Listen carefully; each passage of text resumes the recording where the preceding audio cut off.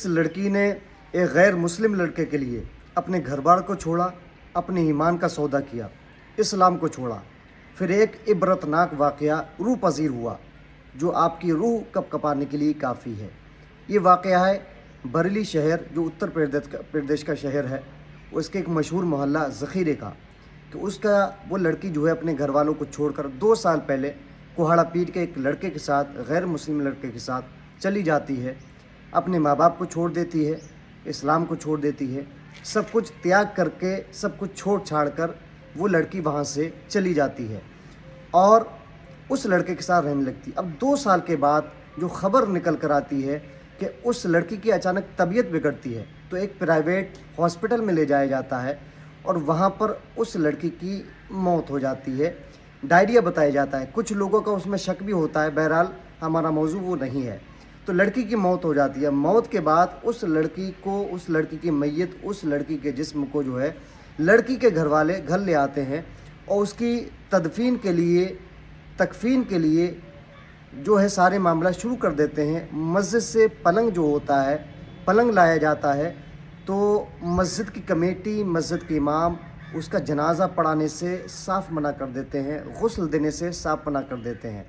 और वो जो पलंग लाया जाता है, उस पलंग को भी वापस ले लिया जाता है कि हम ये पलंग इस लड़की के लिए नहीं देंगे, क्योंकि ये दूसरा धर्म अपना चुकी थी, इस्लाम को छोड़ चुकी थी, फिर इसका इस्लाम के रसूमात से कोई भी ताल्लुक़ नहीं है।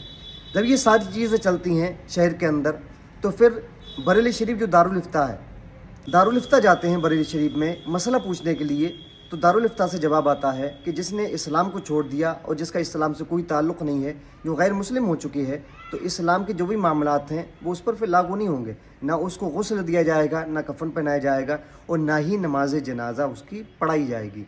ये बरेली शरीफ दारुल इफ्ता से जब हुक्मनामा आया, वहाँ से जब ये शरीयत का मसला बताया गया, तो तमाम लोगों ने, जो महल्ले के लोग थे, पड़ोस के लोग थे, मस्जिद थी, कमेटी थी, मौलवी हजरात थे, सब ने नमाज जनाजा पढ़ाने से इनकार कर दिया।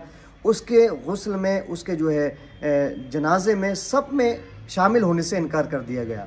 तो ये उस लड़की का अंजाम है, इबरतनाक अंजाम है, जिसने अपने इस्लाम को छोड़ा, जिसने अपने धर्म को छोड़ा, जिसने अपने घर बार को छोड़ा और आखिर में उसकी ऐसी इबरतनाक मौत होती है। जब वो ज़िंदा थी तब भी उसने अपने घर वालों को रुसवा किया, घर वालों को जलील किया और उसकी वजह से घर वाले जो है जलील व ख्वार हुए।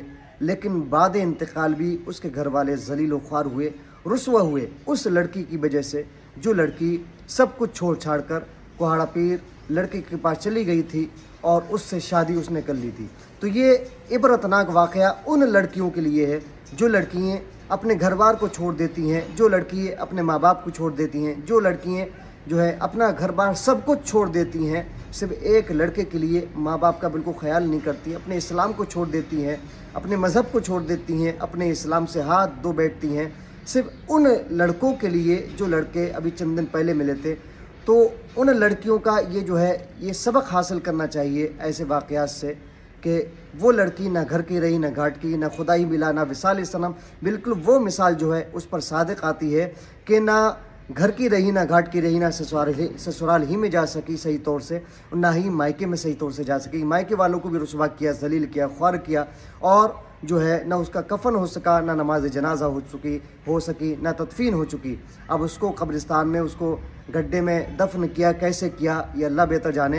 ये काफ़ी वायरल हो रही है ख़बर और मैंने भी एक न्यूज़ में देखा, तो ये ख़बर वाकई सच्ची है। तो दोस्तान मोहतरम, ये इबरतनाक वाक़या है। अगर आपको पसंद आया हो तो अपनी उन माओ बहनों तक और लोगों तक पहुँचाने की कोशिश करें जो मेरी माओ बहनें इसमें मुलव्विस हैं या ख़तरात है कि मुलव्विस ना हो जाए, उन तक पहुँचाएँ कि देखिए, जब जो घर बार को छोड़ कर जाता है, माँ बाप को छोड़ कर जाता है, इस्लाम को छोड़ देता है, अपने धर्म, अपने मज़हब और मसलक से दूर हो जाता है, फिर उसका अंजाम क्या होता है।